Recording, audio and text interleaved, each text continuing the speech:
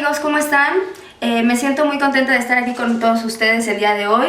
Es muy grato para mí compartir un momento acerca de lo que a mí más me apasiona, que es la educación. Espero poder aportar algo a su vida, pero sobre todo espero poder tocar sus corazones. Mi nombre es Arely Oliva, soy escritora de historias infantiles y le agradezco a mis amigos de Yo Mujer TV por haberme invitado.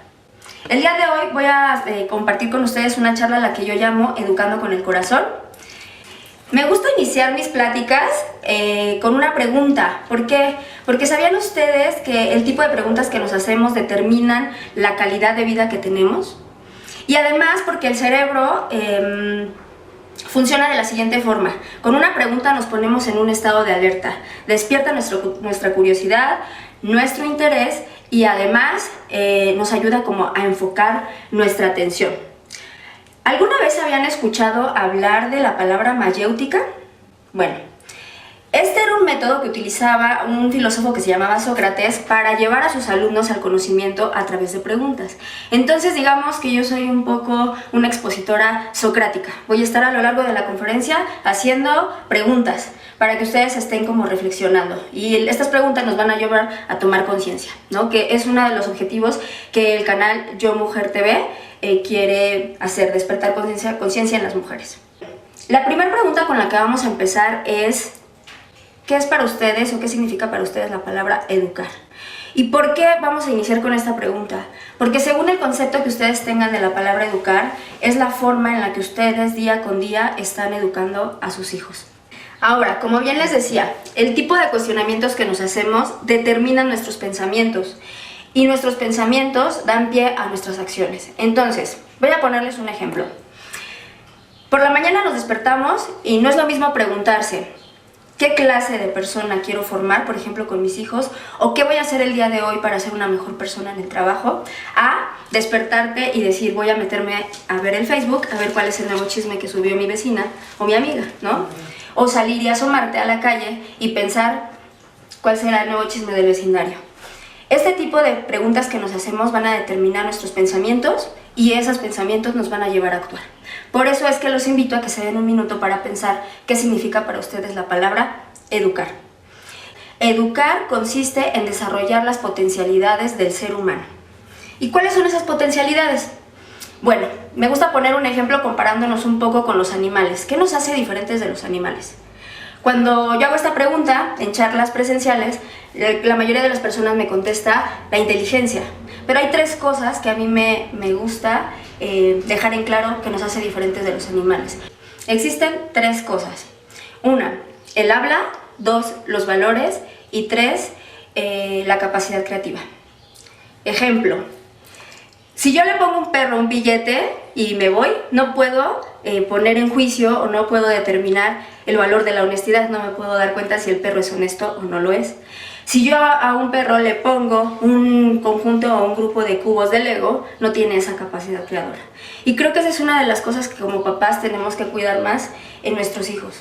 Es un tesoro que tenemos que cuidar, que es como la imaginación y la parte creativa de nuestros pequeños, porque la creatividad lo es todo. Todo lo que existe en el mundo ha sido producto de una mente creativa. La educación, entonces, como estábamos diciendo, es integral en los seres humanos. Existen 5 aspectos que tenemos que cuidar. La educación, entonces, del ser humano es integral. Tenemos que cuidar la parte física, intelectual o cognitiva, la parte espiritual, emocional y social. Y entonces, viene a mí otra pregunta más. ¿Estamos siendo congruentes con esta definición de educar? ¿Estamos enfocados realmente en cuidar esta parte, estos 5 aspectos en nuestros hijos? ¿Por qué les hago esta pregunta? Primero, piensen en qué significa para ustedes la palabra educar. Porque si son personas a las que les preocupa o piensan que la educación de sus hijos solamente es intelectual y para ustedes educar significa que se encuentre en el cuadro de honor o que saque 10 de calificación, entonces serán papás enfocados más en la parte académica y estarán preocupados más por tener niños perfectos, con excelentes calificaciones y con trabajos impecables. Y si son papás que están más enfocados o su definición de educación va más en formar a mejores seres humanos, entonces estarán preocupados por quizá la parte pues de los valores y de estar desarrollando esta parte humana todos los días. Pensar en cuál es la definición que tenemos de educación nos va a ayudar a que nuestro camino sea un poquito más congruente con lo que queremos y con lo que hacemos. De esta forma, pienso, y vuelvo a hacer otra pregunta más, ¿realmente estamos siendo congruentes con esta definición de educación? ¿Realmente estamos trabajando y desarrollando las potencialidades en todos los aspectos con nuestros hijos? ¿Por qué hago esta pregunta? Porque siento que actualmente en este mundo tan globalizado estamos alejándonos un poquito más como de nuestra esencia humana. Valores como el amor, como la honestidad, como la generosidad, cada vez los veo menos presentes en nuestra sociedad. Y entonces viene a mí una pregunta más, porque yo soy mamá, porque también fui educadora. ¿Qué no estamos haciendo bien? ¿Qué nos está haciendo falta en casa? ¿Y por qué estamos deshumanizándonos? Ok, a esta dinámica yo le llamo escala de prioridades y nos va a ayudar a reflexionar. Espero que la puedan hacer en casa, tomen un lápiz, un papel. Nos va a ayudar a darnos cuenta y tomar conciencia de cómo hay una gran diferencia y una gran incongruencia entre lo que en realidad es importante para nosotros y lo que hacemos. Y creo que como papás, ese es lo primero que tendríamos que hacer. Determinar nuestra escala de prioridades y empezar a tratar de ser congruente con ella, ya que tenemos, y ser conscientes de la gran responsabilidad que tenemos en nuestras manos. Entonces, Betty, en esta primera escala, dibujito que te hice de un triángulo, vas a poner hasta arriba lo más importante a lo menos importante. Tu familia, tu salud, el trabajo, tiempo de aprendizaje, de relajación. Tú escoge y lo vas a ordenar. De lo más importante a lo menos importante, por favor. Relajarme y meditación, relajación y meditación, salud, trabajo, familia y descanso. Al último, okay. Ahora, de este lado vamos a ordenar el tiempo de acuerdo a al tiempo real que dedicas todos los días. Si tú dedicas más horas de trabajo, vas a poner hasta arriba trabajo y a un ladito las horas que le dedicas. Y de lo que más dedico a... Estamos hablando ahora, va en tiempo, ¿sale? Sí, pero por ejemplo, si lo primero que hago es hacer mi meditación... Estamos hablando de tiempo real. Si por ejemplo, analizas si durante el día tú trabajas 12 horas, va a tener que estar hasta arriba. ¿De acuerdo? Lo vas a ordenar de acuerdo al tiempo que le dedicas real. Pues ahí vamos, 12, 14, 15. 15 y duermes como 9 horas. Ok. Ok, muy bien. Muchas gracias, Betty. Entonces, lo que vamos a hacer con esta escala de prioridades es analizar la congruencia que hay entre lo que tú dices que para ti es importante y lo que en realidad está pasando en tu vida.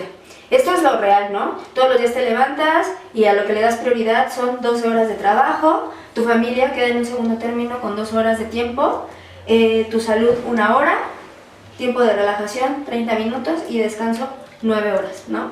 Digamos que el descanso pues queda como fuera de, porque al final eso lo tenemos que hacer todos los días, tenemos que dormir.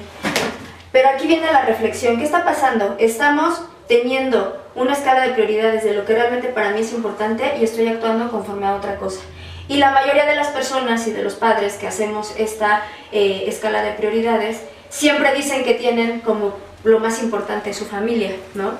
Y de ahí pues seguramente viene a lo mejor el trabajo, el tiempo de descanso, de relajación, de diversión. Pero hay una gran incongruencia porque estamos pasando más tiempo en el trabajo y entiendo, porque nosotros tenemos que trabajar por lo menos 8 horas, ¿no? Más o menos es la jornada de tiempo que hay que hacer. Pero hay personas que dicen que lo más importante es su familia y hay quienes en esta escala de prioridades no le dedican más que 30 minutos, tiempo de calidad estamos hablando, o no hay un tiempo para la familia durante el día, solamente a lo mejor los fines de semana, etc. Entonces, esta es como la reflexión a la que quiero llegar. Necesitamos como padres replantearnos nuestra escala de prioridades y tratar de ser congruente, lo más congruente que podamos con ella en la medida de lo posible. Porque es aquí en donde podemos analizar por qué a lo mejor hay muchos niños en el abandono, muchos niños que están más tiempo en videojuegos, en iPad, porque hay papás que están más ocupados dándole prioridad al trabajo que pues a la familia. Gracias, Betty. No, gracias a ti. Muy bien, ahora que tenemos presente cuál es nuestra escala de prioridades y como les decía, lo importante es ser congruentes con esta escala en la medida de lo posible, la reflexión a la que quiero llegar es que lo más valioso que tenemos para dar a nuestra familia es nuestro tiempo. Ahora, ¿qué pasa con los docentes? Les decía que a lo largo de las conferencias me gusta hacer preguntas, ¿no? ¿Qué pasa con los docentes? ¿Qué pasa con los maestros? ¿Qué está sucediendo con ellos? Pienso que lo que les hace falta es recordar por qué quisieron llegar a convertirse en docentes. Todos, porque yo también estudié educación, cuando decidimos escoger esta carrera, pensamos en que queremos cambiar el mundo a través de la educación. Y cuando llegamos a trabajar a las escuelas, pues nos encontramos con un mundo que no es tan ideal como nosotros esperábamos. Nos empezamos a llenar de cuestiones referentes a la parte administrativa, a la parte de planeación, y entonces olvidamos la verdadera razón por la que llegamos ahí, que es el mundo. Los niños. Queremos transformar el mundo a través de la educación, y en este caso la razón por la que estamos aquí como docentes son los niños. Los niños quieren docentes que disfruten lo que hacen, que se apasionen con su trabajo. Los niños quieren docentes felices, que realicen actividades divertidas y que tomen en cuenta el interés de los pequeños. ¿Por qué decidí ser papá? Entiendo que a muchos pues no les quedó de otra y ya les tocó ser papás. No fueron a lo mejor hijos planeados, pero sí es importante hacernos esta pregunta. Y la otra, ¿qué clase de persona o ser humano quiero formar? ¿Por qué? Porque a diferencia de una agencia automotriz, un restaurante o un taller mecánico, nuestra materia prima son seres humanos y la huella que vamos a dejar en ellos va a ser permanente. Siguiente reflexión. Estoy trabajando y todos los días me despierto a hacer algo que me apasiona. ¿Por qué es importante esto? Porque el mundo está lleno de gente que hace las cosas sin amor, que hace las cosas por cumplir, por obligación, porque no le queda de otra. Entonces, pues son personas frustradas. Una persona frustrada difícilmente va a ser una persona creativa en su trabajo, difícilmente va a tener iniciativa, difícilmente va a querer hacer cosas para transformar su mundo o dejarlo mejor de cómo llegó ahí. Entonces, esta pregunta de ¿hago lo que me apasiona? Es una de las principales. ¿Por qué? Porque si tú estás en un lugar en el que no quieres estar 8 horas, es normal que llegues a tu casa y no tengas toda la paciencia para estar con tus pequeños haciendo las actividades ahorita en este momento de pandemia. Y existen estadísticas acerca de esto, de que el 85% de las personas no aman lo que hacen, están en un trabajo en el que no querían estar o no desean estar, y el otro 15% están comprometidos con su trabajo, están apasionados con lo que hacen día con día. ¿Esto qué me lleva? A pensar en el reflejo del mundo acá afuera, ¿no? Un gran porcentaje de personas o de corrupción, de pobreza, de violencia, pero otro, aunque un pequeño porcentaje de personas que aún creen en el amor, la esperanza y que aún creen que a través de su profesión pueden transformar este mundo. Educar con el corazón para mí significa tomar de la mano a mi pequeño y hacer todo lo que esté en mis manos para poder desarrollar estas potencialidades y formar un ser humano que sea capaz de dejar huella, que sea capaz de trascender y que sea capaz de dejar este mundo mejor de como lo encontró. Padres, comprendo que la fórmula mágica para educar no existe, pero un poquito de empatía a mí me ha funcionado y considero que puede ser suficiente. Recordemos entonces, importante, replantear nuestra escala de prioridades y tratar de ser congruente en la medida de lo posible con esta escala. Si nuestra prioridad es nuestra familia, pues tratemos de dedicar tiempo de calidad a nuestra familia. Siguiente, generemos un ambiente de aprendizaje en casa agradable. ¿Por qué? Porque el cerebro así funciona. El cerebro, todo lo que le agrada en la medida de lo posible, va a querer estar pues, en ese ambiente. Y cualquier cosa que le cause desagrado en la medida de lo posible, lo va a rechazar. Esto me permite entender por qué a los niños les gusta pasar más tiempo jugando, les gusta pasar más tiempo realizando actividades divertidas. Es un tema de su naturaleza. Entonces, padres, de la misma manera les invito, investiguen un poco acerca de cómo funciona nuestro cerebro, de cómo reacciona nuestro cuerpo, porque de esta forma podremos ser un poquito más empáticos con nuestros pequeños.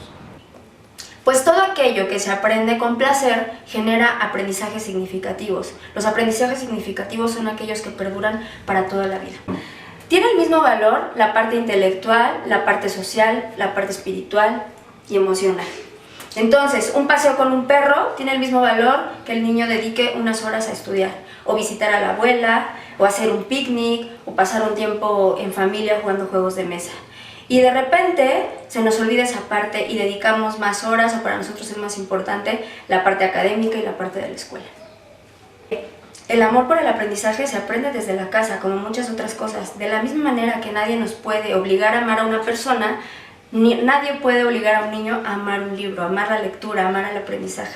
Pero sí podemos desde pequeños hacer actividades para que en ellos despertemos ese gusto y ese interés por aprender y conocer cosas nuevas. Pensemos en una persona que es aficionada al fútbol. Desde que se compra la playera, se va al estadio y compra sus boletos, lleva a su niño, prende cada 8 días y pone el fútbol, a su esposa le dice que le traiga unas cervecitas y se preparan una carne para ver el fútbol. Este tipo de cosas y este tipo de acciones generan una pasión y de esta manera la despertamos en nuestros hijos. Entonces, piensen, de la misma forma que ustedes están apasionados por algo, pueden despertar en ellos la pasión por la actividad o por las actividades de aprendizaje.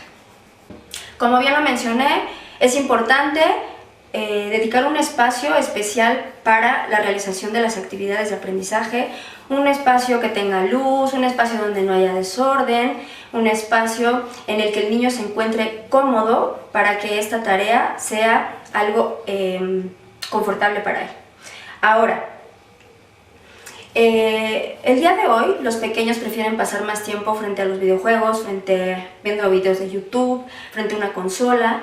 Y tristemente los responsables de esta situación pues somos los adultos. ¿Por qué? Porque para nosotros es más fácil dar este tipo de aparatos electrónicos en lugar de dedicar un tiempo pues con ellos. Los juegos tradicionales se han ido perdiendo, los paseos en bicicleta, el jugar en los parques, pero finalmente los responsables de todo ello somos nosotros. ¿Por qué? Porque está en nuestras manos pues cambiar esta situación, pero también porque es más cómodo dar estos aparatos, porque de esta manera los niños se distraen mucho más fácil a estar conscientes y tomar ese tiempo de calidad con ellos.